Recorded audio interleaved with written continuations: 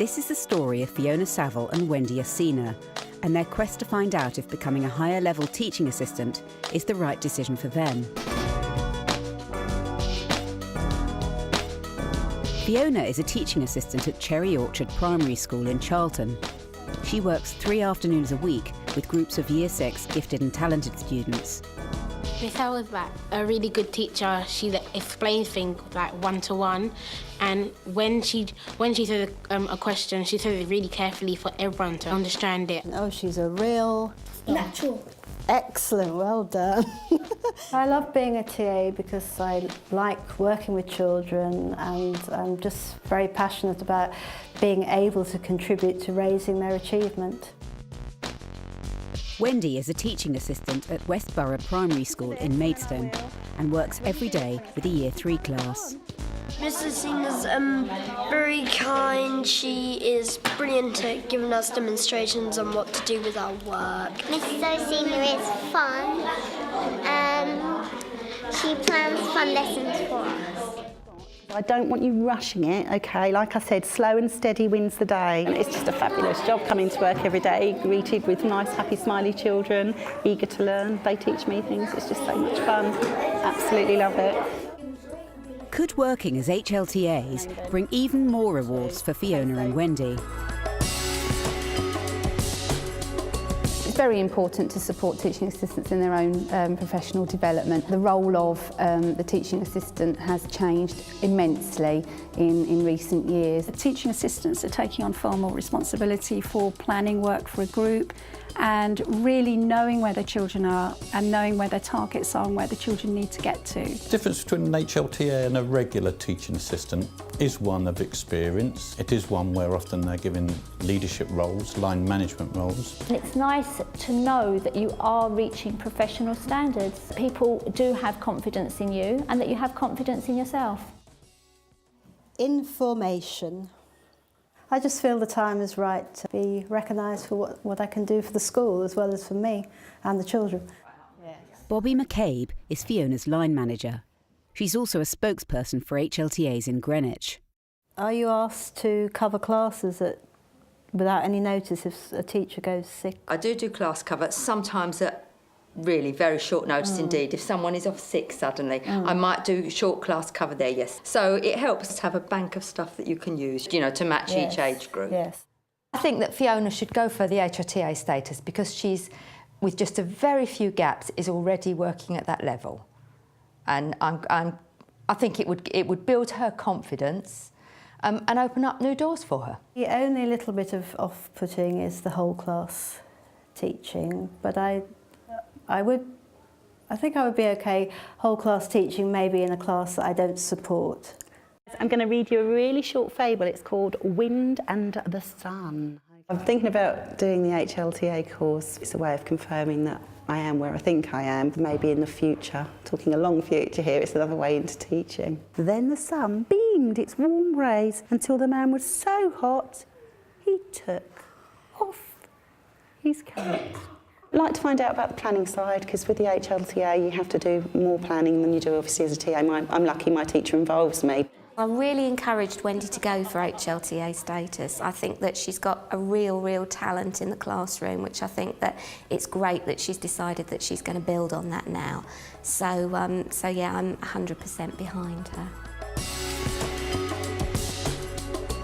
I would certainly recommend to anybody that is thinking of doing the HLTA to find a buddy, to link up with somebody who's doing the training alongside you, and to email each other, to share ideas. If they're thinking about it, they first will need to approach the local authority. There'll be somebody who's responsible for the programme, and they'll be able to explain what the whole thing is about and what they potentially can gain from it. It is important that a school backs somebody who's seeking HLTA status, both in terms of the practical requirements of achieving the status, but also in terms of the ethos of the school and the desire of the school to see professional development for all of their staff.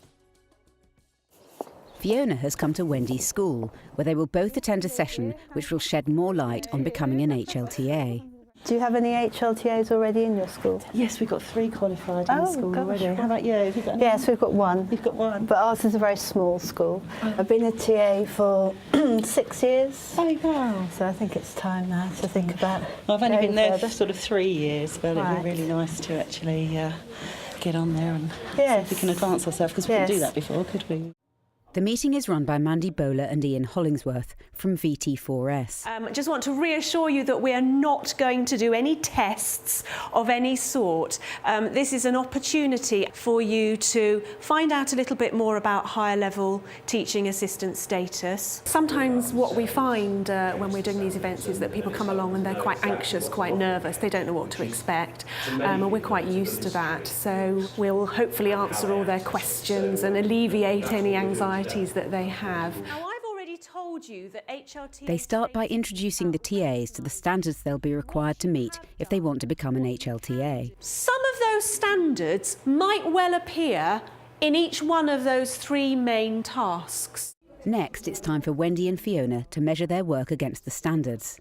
Number 4, communicate effectively and sensitively with children, young people, colleagues, parents and carers. I'll go along with that because I often speak to the parents in the morning at the end of the day as well. Yes. They're going through the 33 HLTA standards and they're working on their own judgments about how they meet those standards through the work that they do in school. Yes, so I think my area of expertise would be literacy. Number 11, have achieved a nationally recognised qualification at level 2 or above in English literacy and mathematics. I'm doing my Learn Direct through... I might do that one actually. eSkills Centre at college. Part of the needs analysis that they're doing will help them to understand the standards that could be difficult for them to meet. For example, their level 2 qualifications that they have to have in maths and English before they can become an HLTA or before they can even go forward to be prepared for assessment. Advanced learning when working with whole classes without the presence. Well, I'm going to put number 2 for that as well. Have you done whole class teaching? Yes, I do. I cover my class for PPA time and if she's off at all on courses and stuff. Standard 31 is all about how they manage the learning of a whole class with no teacher present. Many of the teaching assistants, when they get to that standard, realise that that's something that they're going to have to go away and work on in their schools. Is that it then? Should we press next? Oh, 90. That can't be right. Yes, because mine's 98. Oh my gosh. I mean, most of it that we were going through there actually is stuff that you do every day. I don't know if you would agree there. Oh, definitely, yes. And there is some areas that you need to improve on, but that is actually quite nice to hear. It's a pat on the back that you're actually doing something right. Okay, well, nice to meet you, Wendy. Thank you very much. That's no problem. I hope you do well on the course. Hope Good to luck. see you there. Yes, good luck. Good luck. Okay, see you soon. Then. Bye. The meeting Fiona was quite enlightening, actually, the different things that she does. She had different concerns about the HLTA that I had, so it was quite nice, actually, to allay her fears and her to allay mine as well. When you first embark on an HLTA, you worry whether or not you can meet all the standards. It's only when you actually start doing it and writing your tasks that you do realise how many standards you do meet just in everyday life. Concerns vary from have they done whole class teaching, have they got sufficient qualifications and experience to embark upon the course, and that is part and parcel of the briefing day to let them express those, to explore them thoroughly and to make sure that they go away satisfied. When they come to needs analysis events and they see these 33 standards for the first time, they often panic, and we have to draw out of them what it is in fact that they do in their working lives and show them how that actually does refer directly to a particular standard. Where there are concerns that a teaching assistant is going to run before they can walk or start to act in the way that a teacher perhaps is expected to, there's no expectation that they're taking on the role of a teacher, but a teaching assistant, when it's delegated to them, can take on some of those responsibilities very, very effectively. A week later, Fiona is back in school and is catching up with her line manager, Bobby. So did you move on to sort of identify just a couple of areas that you felt that you really needed to work on? Yes. Yeah? And they are whole class teaching, which you'd expected that to be part of it, yes. And the achieving the level 2 numeracy. Numeracy. Which I am working on. Let's have a look at the stuff that I've already... Bobby is certain Fiona has what it takes to become an HLTA, so she has devised a plan. What about this one? Like children's classics to read aloud. Fiona will run a reading group, which will hopefully be a stepping stone towards her end goal of whole class teaching. Oh, Fiona, there's an absolute classic. Oh, that was one of my favourites as well. Yeah. I think this reading group's a really good idea, and it will certainly help me, as you say, build up my confidence of working with a bigger group. I know that it will. I'm sure it will, yes. Yeah. And as we said, after SATs, then we can talk about working with Year 2. Back in Maidstone, Wendy has been busy planning a lesson with her teacher, Katie Beer. This afternoon we're making Roman mosaics with the children. They're going to have their own name already on a sheet, and then they've got to make a nice mosaic border around the outside and one on their name, and fill in the background with just one plain colour. We've worked together because Wendy obviously is really talented on the more practical side, so she's sorted out the actual ins and outs of what they're going to be doing with their mosaics. I'm looking forward to it, actually. I mean, they love art as much as I do, I think, so it's a lovely one to actually be involved in. Fabulous. You're doing a really, really good job, Connor. Ingenious. The needs analysis briefing highlighted Wendy's need to do some lesson preparation. What would you like some help with, Harrison? And her work will help her meet the standards should she apply for the status.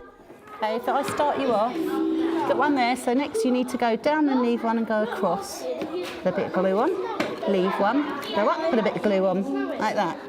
I was really pleased with the lesson, actually. I mean, we've covered mosaics in the week, so they knew what they were, and they got stuck in and did their own designs. It was fabulous. The most positive thing I can think of as to why somebody should become a high-level teaching assistant is because once they've done that, they have a better chance of achieving a better professional relationship with the teacher, being able to contribute more to the learning situation in the classroom and to have a greater impact on the learning of the children that are in that classroom. It's about recognising the skills that they have, the knowledge that they have about how teachers teach, how learners learn, and recognition really of the value that they bring in the schools in which they work. TAs really should seriously consider HLTA status because it's the only nationally recognised expression of what a good teaching assistant is, and they can take it anywhere with them. I wanted the status for myself and for teachers in the school to realise that I was working at that level and I did know what I was talking about. So it was really for them to have confidence in me and for me to have that belief in myself. I think after this I would like to be an HLTA. I think I'm a step closer now. I mean, you've seen the fantastic support that I get within the classroom, and it's like that generally with the head teacher, the deputy head and all the other TAs. Everybody's there encouraging me, all and each other, so yes, feeling quite positive. The needs and analysis meeting was really useful because before then I didn't really know what was involved, but now I've got a much clearer understanding.